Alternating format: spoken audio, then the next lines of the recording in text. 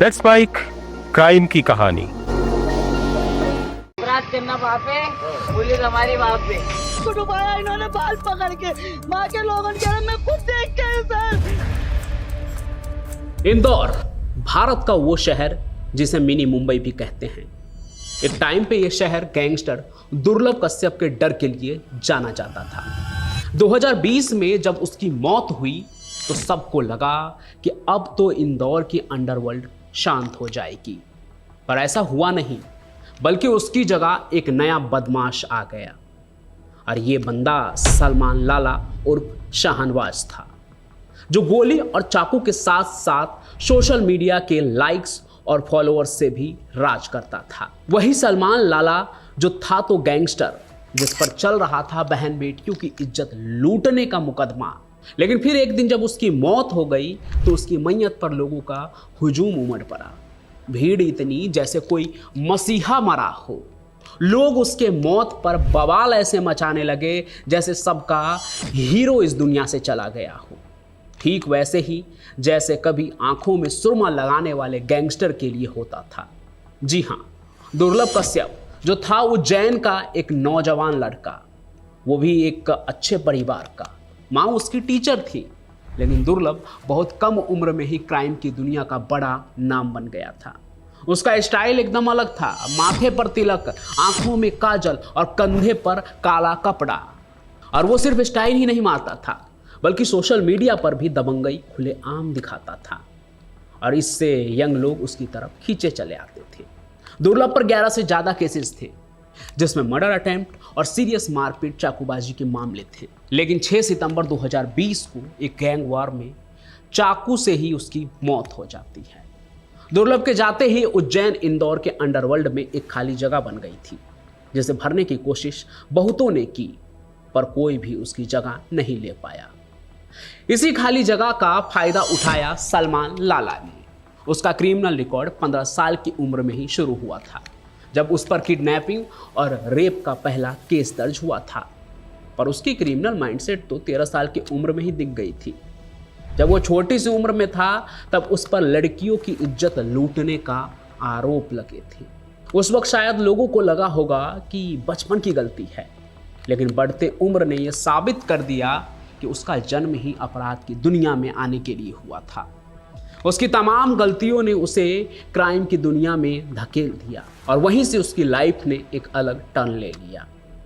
सलमान ने सिर्फ दुर्लभ वाला तरीका ही नहीं अपनाया, बल्कि उससे भी एक कदम वो आगे निकल गया। दुर्लभ सिर्फ डर से राज करता था, वहीं सलमान ने सोशल मीडिया की पॉपुलैरिटी को अपनी ताकत बनाया। वो अपनी महंगी गाड़ियों, पार्टियों और दोस्तों के साथ फोटोज और वीडियोज डालता रहता था। उसने एक ऐसी इमेज बनाई जो युवाओं को अट्रैक्ट करती थी। वो अपने क्राइम्स को सीधे सीधे नहीं दिखाता था, बल्कि अपने शौक से लोगों को इम्प्रेस करता था। धीरे धीरे उसके फॉलोअर्स बढ़ने लगे और वो एक लोकल हीरो बन गया। उसके सपोर्टर्स में सिर्फ क्रिमिनल्स ही नहीं, बल्कि आम यंग लोग भी शामिल थे, जो इसके स्टाइल से इतने इम्प्रेस्ड थे कि हमेशा सलमान लाला भाईजान किया करते थे। सलमान की लाइफ सिर्फ क्राइम तक ही लिमिटेड नहीं थी, उसकी अपनी एक पर्सनल लाइफ भी थी। उसका फैमिली उसके लिए एक इमोशनल सपोर्ट था और वो अक्सर अपने दोस्तों के साथ टाइम स्पेंड करता था। उसका एक बेटा भी है, जिसकी पिक्चर्स वो कभी कभी सोशल मीडिया पे डालता था। इन पिक्चर्स में वो एक अलग ही रूप में दिखता था, एक ऐसा बाप जो अपने बेटे से प्यार करता है। लेकिन सलमान लाला के मौत के बाद उसके मैयत पर हजारों लोग की भीड़ ये दिखाती है कि उसके बहुत से सपोर्टर्स थे, जो उसे सिर्फ एक गैंगस्टर नहीं बल्कि एक इंसान के रूप में भी जानते थे। उसकी पर्सनल लाइफ ने उसके क्रिमिनल कैरेक्टर में एक विरोधाभास क्रिएट कर दिया, जिसने उसे पब्लिक की नज़र में और भी इंटरेस्टिंग बना दिया। लोग सड़कों पर पोस्टर लेकर खड़े थे जिस पर लिखा था मिस यू किंग, और वो उस कोटेशन के नीचे सलमान लाला की तस्वीर। But was he really a king? जवाब है नहीं। पुलिस की फाइलों में वो एक छटा हुआ अपराधी था, जिसे कई जगह छपरी गैंग का भाईजान भी कहा जाता है। तो सवाल ये है कि उसके मौत पर इतना बवाल क्यों हुआ और उसकी मौत हुई कैसे? तो देखिए, सलमान लाला पर मर्डर अटेम्प्ट एक्सटॉर्शन, मारपीट और ड्रग्स बेचने जैसे 32 से ज्यादा सीरियस क्राइम दर्ज थे। पुलिस के लिए वो एक बड़ा हेडेक बन चुका था। उसका बढ़ता नेटवर्क और सोशल मीडिया पे बढ़ता उसका जो इन्फ्लुएंस था वो पुलिस के लिए एक नया चैलेंज था। पुलिस की क्राइम ब्रांच की टीम को खबर मिली थी कि सलमान अपने भाई सिद्धू उर्फ शादाब को सागर जेल से लेने के बाद वापस इंदौर आ रहा है। पुलिस ने इस चांस का फायदा उठाने का प्लान बनाया ताकि वो सलमान लाला को दबोच सके। 29 अगस्त की रात को पुलिस ने इंदौर भोपाल हाईवे पर घेराबंदी की।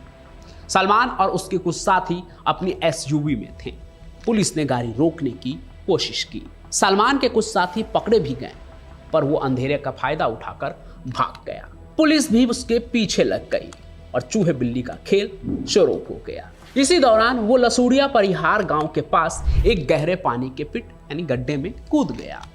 उसने सोचा कि पानी शैलो है, पर उसका अंदाजा गलत था और वो गहरे पानी वाले तालाब में कूद गया, जिस वजह से वो डूब गया और उसकी मौत हो गई। सलमान लाला की मौत के बाद सोशल मीडिया पर एक तूफान आ गया। उसके फॉलोअर्स और फैमिली ने पुलिस पे आरोप लगाया कि उन्होंने इनकाउंटर में मारा है सलमान लाला को। बॉलीवुड के so called actor Ejaz Khan ने भी सोशल मीडिया पर वीडियो डालकर पुलिस पे सवाल उठाए। सोशल मीडिया पे सलमान को ट्रिब्यूट देने वाले पोस्ट, रील्स और वीडियोज की बाढ़ आ गई। लोग उसे शहीद बता रहे थे और पुलिस के खिलाफ गुस्सा दिखा रहे थे कि वो डूबा नहीं है, उसे डुबाया गया है, पुलिस ने जानबूझ के उसे मारा है। इस डिजिटल गैंग वॉर ने एक सीरियस प्रॉब्लम क्रिएट कर दी थी। पुलिस समझ गई कि इसे अगर रोका नहीं गया तो ये वायलेंस का भी रूप ले सकती है। इसके बाद पुलिस एक्शन में आई। उन्होंने सलमान के सपोर्टर्स द्वारा सोशल मीडिया पे फैलाई जा रही जो प्रोवोकेटिव कंटेंट और ऑब्जेक्शनल पोस्ट थे उसके खिलाफ एक्शन लेना शुरू कर दिया।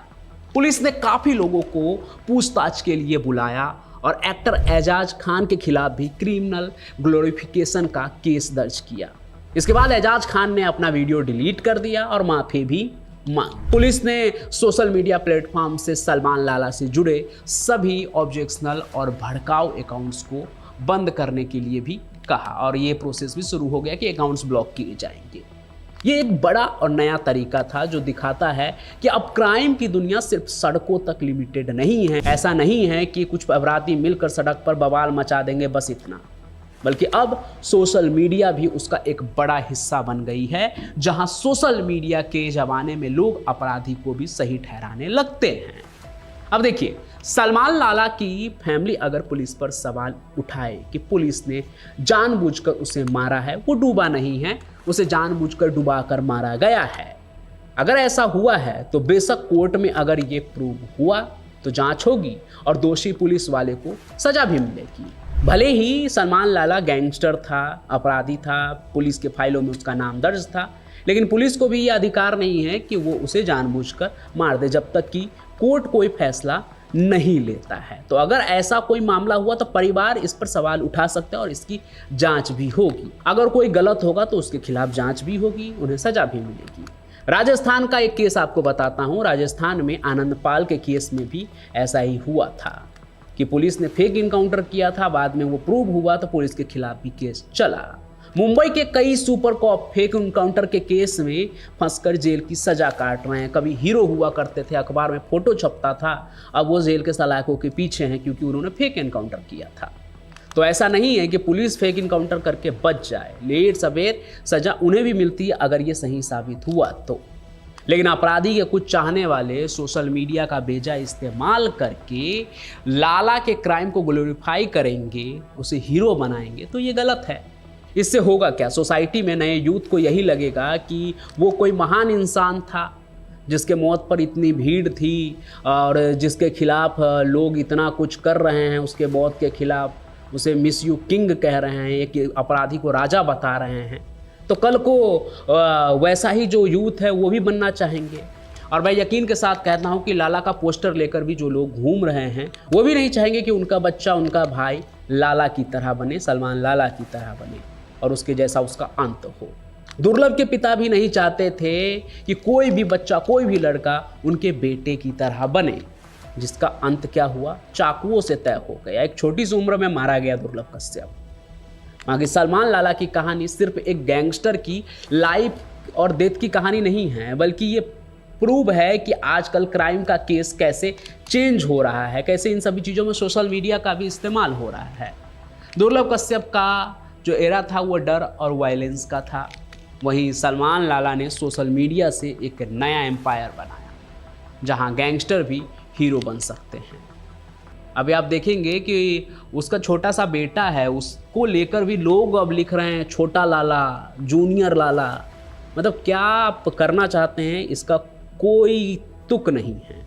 हालांकि सलमान लाला की मौत ने पुलिस और सोसाइटी दोनों को ये सोचने पर मजबूर कर दिया है कि डिजिटल वर्ल्ड में क्रिमिनल्स को ग्लोरीफाई करना कितना डेंजरस हो सकता है। इसीलिए पुलिस को सोशल मीडिया पे गैंगस्टर्स के अकाउंट को बंद करने जैसे टफ स्टेप्स लेने पड़े। आज इंदौर में सलमान लाला का नाम एक ऐसी वार्निंग है जो ये बताती है कि क्राइम की दुनिया अब डिजिटल लाइक्स और शेयर से भी चलती है और ये सोसाइटी के लिए एक नया और सीरियस थ्रेट है। बाकी आपको क्या लगता है कि ये जो पूरा मामला है सलमान लाला के केस का और उसके मौत पे अभी भी एक तरह से आप देखें तो कन्फ्यूजन है कि वो डूबा या डुबाया गया। हालांकि ये सब जांच का विषय है और कोर्ट में ये सब चीज़ प्रूव होगा। अगर कुछ इसमें मिस्टीरियस होगा तो वो चीज़ भी ज़रूर सामने आएगा। लेकिन इन सभी चीज़ों पर आप क्या सोचते हैं वो कमेंट में ज़रूर लिखिएगा। साथ ही साथ 3 चीज़ तो ज़रूर कीजिए, कहानी को लाइक कीजिए, उसे शेयर कीजिए और हमारे इस चैनल को सब्सक्राइब जरूर कर लीजिए ताकि जब भी ऐसी कहानी आए तो आपके पास उसका नोटिफिकेशन सबसे पहले पहुंचे। और एक चीज़ और जो मैं आपको बताना चाहता हूं कि गैंगस्टर्स की कहानी से हटकर हम कुछ ऐसे कहानी भी कवर कर रहे हैं जो काफ़ी बड़े केसेज हुए इंडिया के और काफ़ी कोई बड़ा घटना हुआ, जैसे कि ऑपरेशन ब्लू स्टार, जिसमें हज़ारों सिखों की मौत हो गई, दंगे भड़के, लोग आपस में लड़े मरे कटे। तो वो क्यों हुआ, कैसे हुआ, वो कहानी भी मैंने सुनाई है। और इसके अलावा चार्ल्स सोबराज की एक कहानी है कि वो तिहाड़ जेल में कैसे वो एक बड़ा जेल ब्रेक करता है, जिसमें वो जेल स्टाफ से लेकर कैदी से लेकर बड़े बड़े अपराधी को 50 का नोट थमाकर कैसे फरार हो गया और फिर कैसे गोवा में पकड़ा गया, ये कहानी। तो गैंगस्टर्स वाली कहानी से हटकर है ये कहानी। लगता है आप लोग बहुत ज़्यादा पसंद नहीं कर रहे हैं ऐसी कहानियाँ देखना, लेकिन मैं कोशिश कर रहा हूँ कि ऐसी कहानी भी लेकर आऊँ जो अपराध की दुनिया के कुछ ऐसे सच आपके सामने ला कर रखे, ऐसी मिस्ट्री जो ज़्यादातर लोग ध्यान नहीं देते या कहीं छुपा रह जाता। तो ऐसी कहानी भी लेकर आ रहा हूँ। उम्मीद है कि आप वो कहानी भी ज़रूर देखेंगे। बाकी मैं पंचम प्रकाश अपनी अगली कहानी के साथ हाजिर होता रहूँगा। तब तक के लिए आप सभी का बहुत बहुत धन्यवाद।